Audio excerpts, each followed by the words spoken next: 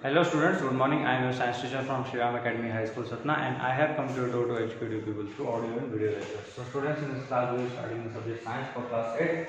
This is a series of lesson for chapter number 3, that is synthetic fibers and plastics. Okay, this is the part 1 of the chapter. We are starting the new chapter in this series.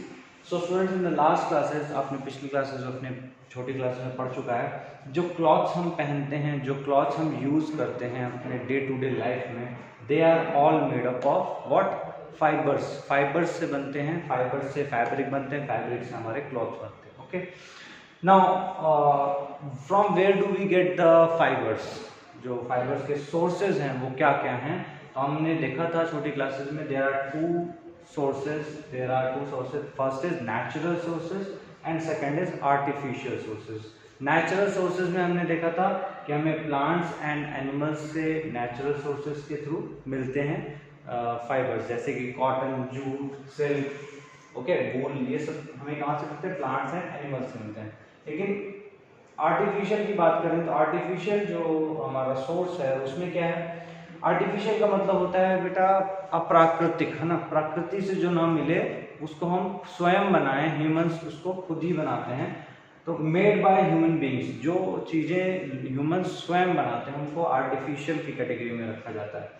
तो ऐसे fibres को हम क्या कहते हैं? Man made fibres भी कहते हैं या फिर सिंथेटिक फाइबर्स भी कहते हैं। तो इस पूरे चैप्टर में हम सिंथेटिक फाइबर्स के बारे में पढ़ेंगे। तो बेटा सिंथेटिक फाइबर्स होते क्या हैं एक्चुअली में? तो बेटा सिंथेटिक फाइबर्स वो फाइबर्स होते हैं जो प्लांट्स और एनिमल्स के सोर्सेज से नहीं ऑब्टेन होते हैं। वो कहाँ से बनते हैं? They are obtain by the made from the chemical substances, है ना। उनको किससे बनाया जाता है? केमिकल सब्सटेंसेस से बनाया जाता है, which are not obtain from plants and animals. ये जो केमिकल सब्सटेंसेस हैं इनको हम प्लांट्स एंड एनिमल्स से नहीं ऑब्टेन करते हैं, ठीक है। And they are produced in factories. तो ये सिंथेटिक फाइबर्स की डेफिनेशन आपने छोटी क्लास में पढ़ी थी। अब आपने नेकलेस देखा होगा, माला देखी होगी, तो उसमें क्या होते हैं? ये छोटे छोटे बीड्स लगे होते हैं। इन बीड्स को आप कैसे ज्वाइन करते हैं? You join them by threads. Okay, अगर आप एक पिन्स लीजिए, पेपर पिन्स को इस तरीके से ज्वाइन करिए तो एक एक छोटी छोटी पिन्स ज्वाइन होकर के एक बड़ी सी चेन बन जाती है ना। तो अ chain of small units join together. तो ऐसे ही कुछ सिंथेटिक फाइबर्स का स्ट्रक्चर होता है। क्या होता है? स्ट्रक्चर होता है कि सिंथेटिक फाइबर्स में भी छोटी छोटी यूनिट्स होती हैं, उनको जोड़ जोड़ करके एक बड़ी यूनिट बनाई जाती है। तो वो छोटी यूनिट्स किस चीज की बनी होती है? They are the chemical substances basically. तो a synthetic fibre is also a chain of small units made up of chemical substances joined together. एक synthetic fiber क्या है? It is a chain of small units made of chemical substances joined together, ठीक है। अब ऐसी unit को हम क्या कहते हैं? We also call them polymers, है ना। ऐसी छोटी छोटी यूनिट्स को हम जब कंबाइन करके एक लार्ज सिंगल यूनिट बना देते हैं, मतलब जैसे एक बड़ी सी चेन है ना, लोहे की चेन है, उसमें एक एक छोटी छोटी जो कड़ी है उसको ज्वाइन करके एक लंबी सी चेन बना देते हैं, तो वो एक पूरी सिंगल यूनिट हो जाती है। इसी तरीके से पॉलीमर्स भी होते हैं। पॉलीमर्स में भी छोटी छोटी केमिकल कंपाउंड्स की क्या है? यूनिट्स होती हैं। उन यूनिट्स को हम जोड़ते हैं, जोड़ते एक बड़ी सी यूनिट बनाते हैं। जैसे कि ये पेन्स की एक यूनिट है, ये सिंगल बड़ी यूनिट बन गई। छोटी सी पेन अलग, वो छोटी सी रहेगी, लेकिन ये एक ज्वाइन करके जब हमने बनाया तो ये क्या हो जाएगी? एक बड़ी यूनिट बन जाएगी। तो ये इसका स्ट्रक्चर है। सिंथेटिक फाइबर्स यही होते हैं, और पॉलीमर्स भी यही होते हैं। पॉलीमर्स मतलब पॉली मीन्स बहुत सारे, मर्स दैट इज यूनिट्स, है ना। बहुत सारी यूनिट्स को मिला करके एक छोटी बड़ी यूनिट बनाई जाती है, उसको हम पॉलीमर्स कहते हैं। पॉलीमर का एक नेचुरल एग्जांपल है जो नेचर में हमें मिलता है। पॉलीमर इज बेसिकली, ज्यादातर जो पॉलीमर्स होते हैं वो आर्टिफिशियल होते हैं, लेकिन कुछ पॉलीमर्स हमको नेचर से भी मिलते हैं। जैसे कॉटन एक पॉलीमर है, ठीक है, लेकिन वो किसका पॉलीमर है? सेलुलोज से बना हुआ है। सेलुलोज उसके अंदर जो है पॉलीमर, सेलुलोज। लेकिन वो सेलुलोज के अंदर जो छोटी छोटी यूनिट्स कौन कौन सी हैं जो जिससे मिलके बनता है? ग्लूकोज की छोटी छोटी यूनिट्स से मिलकर के बड़ा सा सेलुलोज बनता है, उसी को हम पॉलीमर कहते हैं, ठीक है। तो ये कंफ्यूज मत होइएगा यहाँ पर कि सर पॉलीमर नेचर से ऑब्टेन होता है। नहीं बेटा, polymers are generally are obtain from artificial process. Okay, ये तो नेचुरली कभी कभी ही मिलते हैं। ओके, नेक्स्ट हम बात करेंगे कि बेटा टाइप्स ऑफ सिंथेटिक फाइबर्स क्या होते हैं। तो आपकी बुक में 4 टाइप के सिंथेटिक फाइबर्स दे रखे हैं। First is rayon, second is nylon, then polyester, then acrylic. Okay, so rayon की बात करेंगे सबसे पहले। तो रेयन बेटा एक तरीके का आर्टिफिशियल सिल्क है।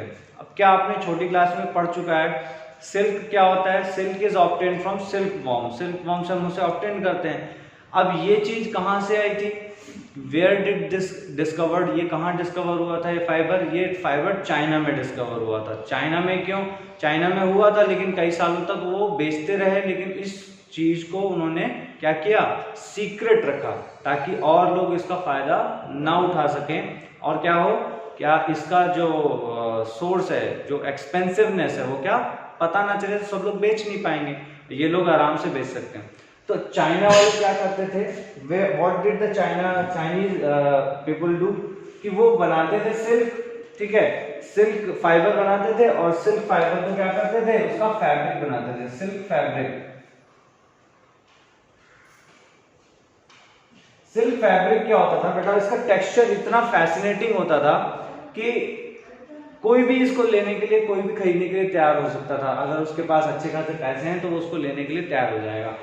तो ये इतना महंगा भी होता था, it was very expensive. Silk fabric was expensive, महंगा होता है सिल्क, सबको पता है, जो नेचुरली सिल्क वॉर्म से मिलता है। तो साइंटिस्ट ने क्या सोचा कि हमें क्या करना चाहिए? आर्टिफिशियल तरीके से भी सिल्क बनाने की कोशिश करनी चाहिए। तो साइंटिस्ट ने डिस्कवर किया 19th सेंचुरी में एक केमिकल प्रोसेस किया, और उससे उन्होंने ऑब्टेन क्या किया? एक आर्टिफिशियल सिल्क जिसकी प्रॉपर्टीज सिमिलर टू सिल्क थी, उसकी प्रॉपर्टीज भी सिल्क जैसी थी, और वो सस्ता भी था, आसान भी था बनाना उसको। तो उन्होंने कैसे बनाया? एक फाइबर बनाया, एक fibre obtain from the chemical treatment of wood pulp. किसके ट्रीटमेंट से? Chemical treatment of wood pulp से उन्होंने क्या किया? एक नया फाइबर बनाया जिसका नाम रखा रेयन, ठीक है। अब उसकी प्रॉपर्टीज कैसी थी? whose properties are similar to that of the silk fiber, silk fibre की जैसी उसकी प्रॉपर्टीज होती हैं। ऑब्टेन फ्रॉम सिल्क वॉर्म, जो सिल्क वॉर्म से हम ऑब्टेन करते हैं सिल्क, उसके फाइबर की जैसी प्रॉपर्टीज होती हैं, इसी को हम रेयन कहते हैं, और इसीलिए इसको हम आर्टिफिशियल सिल्क भी कहते हैं। अब रेयन का एक फायदा ये होता है कि rayon can be coloured into different variety of colours. Okay, इसको अलग अलग कलर्स कर सकते हैं। तो जब अलग अलग कलर्स कर सकते हैं तो अलग अलग क्लॉथ के कलर बनेंगे, अलग अलग चॉइसेस के कलर बन सकते हैं, ज्यादा लोग खरीदेंगे फिर। और ये क्या होता है? सस्ता भी होता है, it is also cheap. Expensive नहीं है, ये क्या है? चीप है, सस्ता भी रहता है। तो सिल्क का सब्स्टिट्यूट ये है कि अगर किसी को सस्ता सिल्क खरीदना है तो यहाँ पर इससे ये चीज रेयन से बना कपड़ा खरीद सकता है। अब एक चीज और है कि यहाँ पर रेयन प्लस कॉटन को अगर मिक्स कर देंगे, तो रेयन और कॉटन का मिक्सचर जो होता है उसको मिक्स करके भी बनाया जा सकता है कपड़ा।